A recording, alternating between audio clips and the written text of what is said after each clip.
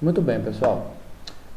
Nós vamos falar agora sobre as aplicações no SPSS da aula anterior, né? Que praticamente a gente finalizou as estatísticas descritivas ou as estatísticas exploratórias, que são conceitos ou são aplicações usuais dos dados quantitativos que nos permitem conhecê-los, né? Compreendê-los, resumi-los, organizá-los. São vários os sinônimos que a gente pode trabalhar aqui que facilitem a vida do pesquisador da área quantitativa. Nós conseguimos verificar como os dados se comportam quanto à distribuição e sua frequência, quanto aos seus pontos médios, quanto à sua concentração em relação à simetria ou não, quanto à distribuição da curva normal e também, na aula anterior que a gente visualizou, quanto à dispersão ou variabilidade. Então aqui eu mostro para vocês algumas aplicações do SPSS que a gente trabalhou na aula passada, tá? Só relembrando, eu estou trabalhando com a base de Education and ICOM, né? Que a gente trabalhou na sala de aula. É interessante ou relevante vocês verificarem a escala de medição, lembrando que são medidas numéricas, discretas ou contínuas, então a gente tem que trabalhar com a medida escalar ou a escala escalar, né? O que estão escolhidas aqui. E aí depois a gente trabalha com essas duas bases de dados. Para vocês relembrarem, né, como a gente operacionalizou até agora os dados anteriores, como a gente vai utilizar a dispersão. Lembrando, vão em analisar, estatísticas descritivas, em frequências, tá? Vocês farão essa escolha das variáveis, só para mostrar o passo a passo para vocês. Elas estarão do lado esquerdo, selecionem ambas e passem para o lado direito, tá? Vão em Education, tá? Indo em Education, vejam que nós temos aqui as medidas de tendência central, os de distribuição, de posição, que são os quartis, que também a gente falará, e de dispersão, tá? O que eu recomendo vocês escolherem aqui? Desvio padrão, mínimo e máximo, que a gente consegue trabalhar amplitude e variância, ok? Deem um continuar e deem um ok. O SPSS vai operacionalizar para vocês e mostrar essa tela de output. Vejam que nós temos resultados para Education e ICOM. Ambas as variáveis tiveram 150 elementos, nenhuma perda em relação à operacionalização. Então veja aqui que nós temos aqui valores de desvio, variância, mínimo e máximo, sendo que a amplitude da Education é 20 menos 4, 16, e a amplitude do ICOM é 181 menos 17, 164. O que a gente tem que pensar sobre esses dados? Vejam, se a gente comparar as duas variáveis, ICOM possui maior dispersão ou variabilidade do que Education. O que eu posso raciocinar sobre isso? Que a variável Education mostra que, em relação aos anos de estudos, os elementos da amostra possuem um pouquinho mais de homogeneidade do que a variável ICOM, salários. Vejam que a variância é extremamente alta em ICOM para os salários, que é de se esperar em uma amostra. Há muito uma variação em termos de recursos financeiros do que anos de educação, tá? A própria amplitude confirma isso, mesmo sendo um dado mais simples. Em relação à Education, nós verificamos que, apesar de dados que podem representar variações, eles são mais próximos entre si. Então, há uma tendência da amostra possuir um nível de educação em relação a anos mais próximo. Então, vejam que essa é a ideia que a gente tem que trabalhar sobre as análises dessas medidas de dispersões, que estão relacionadas ao qualitativo da estatística, que conjuntamente com as medidas de tendência de meio, assimetria e outras de distribuição ajudarão vocês a tomar decisões sobre as estatísticas descritivas, tá? Só para a gente fixar mesmo, aqui no processo que a gente faz, quando vocês realizarem estatística descritiva, vocês farão uma análise conjunta de todas essas informações. Então vocês escolherão média, mediana, moda, simetria e curtose, além dos variáveis de dispersão, que fornecerão mais dados e informações para vocês tomarem a decisão sobre as estatísticas descritivas, ok? Beleza, então. Outra questão que eu quero trabalhar com vocês aqui é algo bastante interessante, que é uma outra estatística descritiva, que é a estatística de posicionamento chamada Quantis. O que são quantis? Quantis a gente pode posicionar os dados ou dividir os dados em mais partes do que duas. Por que duas? Quando a gente divide os dados em duas partes, a gente está falando em mediana. Esse tipo de distribuição pode ser pobre, porque a gente vai separar entre maiores de 50% e menores 50%. Algo que pode ser não relevante para a tomada de decisão. Então, existe uma possibilidade de dividir os dados em mais partes. Quais são as formas mais comuns? Em 4 partes, que a gente denomina de quartis, em 10 partes, que a gente denomina de decis, e em 100 partes, que a gente denomina de percentis. Tá? Para vocês, eu vou dar um exemplo aqui de quartis e para mostrar como a gente pode dividir estas duas variáveis. Novamente, como a gente faz para este cálculo no SPSS? Vamos em analisar, estatística descritivas, frequências, tá? Passemos as duas variáveis para a direita e vamos para estatísticas. Não selecione dispersão, só para a gente se concentrar nos testes que a gente quer. Selecione quartis. Continuar. Ok, tá? Vejam que, tanto para Education para ICOM, nós temos 3 valores. 25, 50 e 75. Por que disso? Vamos explicar aqui para verem o que significa. Quando eu disse para vocês quartis, há uma divisão em 4 partes dos dados. Então nós temos o primeiro quartil, o segundo quartil e o terceiro quartil. Aí vocês poderiam perguntar, mas por que não tem o quarto quartil? Não existe quarto quartil porque nós teremos 25% dos dados abaixo do primeiro quartil, tá? Nós teremos 25% dos dados entre o primeiro e o segundo quartil, tá? Dando 50%. Nós teremos 25% dos dados entre o segundo e o terceiro quartil, dando 75%. E nós teremos 25% dos dados que são maiores do que o terceiro quartil. Logo, nós temos um quarto primeiro, uma parte, 2 partes, 3 partes, 4 partes. Geralmente o quarto quartil, entre aspas, ou o maior valor nessa separação de quartis é o dado que tem o maior valor na amostra, tá? Então vejam que primeiro quartil estão alocados quem?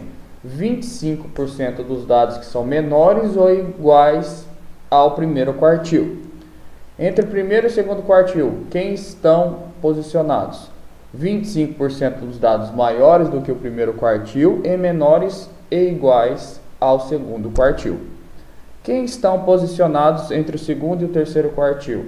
Dados maiores do que o segundo quartil e menores e iguais ao terceiro quartil. Quem estão posicionados acima do terceiro quartil? Dados maiores do que o terceiro quartil. Então vejam que esta é a lógica de separação que a gente tem, colocando os dados em 4 partes. Para vocês entenderem um exemplo. Então vejam, por isso que nós temos a divisão 25, 70 e 75. Primeiro quartil, segundo quartil, terceiro quartil. Vamos pegar a variável Education. O que a variável Education não mostra? O quê? 25% dos dados que são menores ou iguais a 11, que é o primeiro quartil, estão localizados aí, tá? Nós também vemos que 25% dos dados são maiores do que o primeiro quartil, do que 11, e menores ou iguais a 13, que é o segundo quartil. 25% dos dados são maiores do que 13 e menores e iguais a 16, que é o terceiro quartil. E 25% dos dados são maiores do que o terceiro quartil, ou seja, maiores do que 16. Então é isso que a gente faria um posicionamento sobre os dados em relação aos quartis. Se vocês ordenassem todos os dados da amostra ou da variável crescente, vocês conseguiriam fazer essa separação por meio dos quartis e verificar quais são os elementos que estão no primeiro, no segundo, no terceiro ou acima do terceiro quartil, tá? Então esta é a ideia do quartil, que nos permite um posicionamento mais detalhado das variáveis. Só para vocês terem um conhecimento adicional, quando vocês vão aqui novamente em frequências, estatística, se vocês quiserem dividir os dados não em 4 partes, mas em 2, 3, 4, 5, 10, 100, é só escolher essa opção pontos de corte para colocar a quantidade de divisões que o SPSS dividirá para vocês, tá ok? Então estas todas são medidas da estatística descritiva que possibilitarão vocês a tomada de decisão. Nós vimos também na aula anterior algo que é muito importante para vocês entenderem, que é relacionado aos outliers. Né? Os outliers são o quê? Valores discrepantes, acima ou abaixo. Nós vimos também que eles podem ser decorrentes de erros, um erro de digitação, uma coleta incorreta de dados, ou também por outliers comuns aos dados. Existem outliers porque os dados nos mostram isso. Um valor é discrepante para cima porque existe uma pessoa, por exemplo, que tem um salário muito alto. Um valor é discrepante para baixo porque existe uma pessoa, por exemplo, que possui um salário muito baixo. Então, esse processo que é para a gente verificar é algo que auxiliará vocês nas tomadas de decisões, pois os outliers influenciam nas medidas descritivas, nas médias, desvios, assimetria, curtose, por exemplo, o que pode prejudicar vocês nas análises de informações. Então, para vocês verificarem como a gente visualiza isso no SPSS, eu recomendo o seguinte passo. Vejam, vão em analisar, estatísticas descritivas, porém agora a gente vai em explorar, tá? Sempre passemos as variáveis para essa primeira linha de lista de dependentes. Aqui é caso a gente fizer separação de dados por algumas características, ok? Vocês vão aqui em estatísticas descritivas, não selecionem isso aqui inicialmente, só selecionem valores discrepantes para a gente analisar, deem um continuar e um ok, tá? O SPSS está operacionalizando, como são 150 dados, pode demorar um pouquinho, tá? Dados gerados. O que acontece? Novamente, o SPSS utilizou 150 e 150 dados para ambas as variáveis. O que significa essa tabelinha aqui? Olha que interessante. Essa tabela ela fala tanto para Education quanto a ICOM. O que ela mostra? Ela fala assim, olha, pesquisador, talvez você tenha valores que possam ser outliers para cima ou outliers para baixo, os 5 maiores. Então aqui os outliers de valor possivelmente são 20 anos de educação pela variável ICOM, ou essas outras variáveis que relacionam a anos de educação mais baixos. Esse aqui é o valor da variável, é o que a gente tem aqui, ó. 10, 16, 15, 12 ou do ICOM. Mas, o que significa esse número do caso? O número do caso é o número do elemento. É o número do elemento que a gente tem em relação aos anos de educação. Por exemplo, vamos entender, olha, o que é esse número do caso e o número do elemento? Essa coluninha aqui à esquerda, ela é fixa. O que isso significa? Que o caso 1 tem Education 10 e ICOM 20. Então, o caso, por exemplo, 16, ou o elemento 16 tem Education 9 e ICOM 33. Então, o SPSS faz essa separação em número do caso, fica muito mais fácil de localizar com dessa indicação do outlier. Então, o que isso significa? Que o caso 31 tem um possível outlier porque ele tem 20 anos de quantidade de estudos. O caso 86... ele tem possibilidade de outlier para baixo, porque ele tem somente 5 anos de educação. O pensamento aqui é o mesmo para a ICOM, tá? Mas lembrando que isso aqui são possibilidades de outliers. Não necessariamente o SPSS mostrará que eles são discrepantes. Aqui é só um gráfico de frequência de caule e folha, né? Só que ele adiciona. Esse aqui é principalmente o principal instrumento para vocês tomarem a decisão. Como é chamada essa figura? É chamada de box plot. O que essa figura significa? Esse tracinho aqui a gente tem o valor mínimo.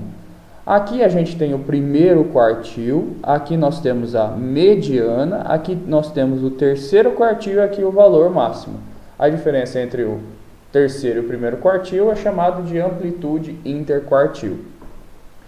Como que isso funciona? O SPSS ele vai colocar algumas bolinhas ou asteriscos acima deste traço ou abaixo deste traço para mostrar se há ou não outliers na variável. Vejam que neste exemplo de education, a variável não possui efetivamente outliers. Há um comportamento próximo ou homogêneo entre os dados. Nós não temos nenhuma indicação de asteriscos ou bolinhas acima ou abaixo. O que isso é bom, que a gente tem um dado homogêneo e nos permitem constatações mais ideais, tá? Mas vejam se a gente tem algum problema na ICOM. Vamos lá na variável, olha, nós temos o boxplot muito mais achatado do que o outro e a gente já visualiza dados diferentes. Olhem, nós temos dois dados bem aqui acima de asterisco. O que significa? Possivelmente o caso 59, vamos lá, o caso 59, baixemos aqui, olha, tem 15 anos de educação e 181 de ICOM, que é a variável que a gente está analisando. Então, 181 de ICOM. E o caso 2, que tem ICOM de 170, que no ICOM de 174 são possíveis outliers. Pelos valores a gente pode verificar. Então, estes valores aqui são possíveis outliers para cima. Estas aqui que aparecem com bolinhas, eles podem ser outliers, mas não são tão preocupantes. Quando aparece asterisco, é bem preocupante, possivelmente outlier. Esses aqui a gente tem que analisar, verificar os valores deles no ICOM e calcular as médias com e sem esses outliers, os desvios padrões e outras variáveis descritivas, para verificar se tem um efeito ou não representativo nos valores. Então, quando os valores são bolinhas e estão próximo desses tracinhos do valor máximo e mínimo, a preocupação com o outlier é menor. Mas quando esse asterisco tanto para cima ou para baixo, a preocupação com o outlier é bem maior e possivelmente eles são valores discrepantes. Para vocês terem uma ideia, bolinhas geralmente são outliers que representam valores 1,5 0,5 a mais do que a amplitude interquartil. Já esses valores representam 3 vezes mais a amplitude interquartil. Então aqui é muito mais possível de ser outlier do que esses valores. Então a recomendação é a seguinte: retirar primeiramente esses dois outliers, calcular as estatísticas descritivas, verificar o quanto eles modificaram ou não as medidas que a gente está acostumado a calcular. Depois disso, se eles forem, retirar esses outliers da amostra, tá? Depois verificarem esses outliers se eles perturbam ou não as medidas descritivas. Caso perturbem muito, é passível de serem retirados também. Caso não, podem ser mantidos dentro dessa amostra. Então é sempre bom verificar primeiramente esses que estão muito acima, esses mais próximos dos traços, tanto abaixo quanto acima, não são tão preocupantes. Vai mais de uma análise detalhada de vocês. Então vejam que essas ferramentas aqui mais simples de outlier mostram para vocês as possíveis variações de valores discrepantes que podem ocasionar os outliers. Então vejam, o que vocês têm que fazer dentro de todo o processo que a gente já viu. Primeiramente, frequência e distribuição normal ou não. Segundo, medidas, centro, assimetria, variação ou dispersão. Terceiro, verificar se essas medidas são influenciadas por outliers. Calcule com e sem os outliers e traga os dados que são mais confiáveis para as análises estatísticas. Então vejam que todos esses passos iniciais fornecem todo um conhecimento para os próximos testes estatísticos que a gente trabalhará.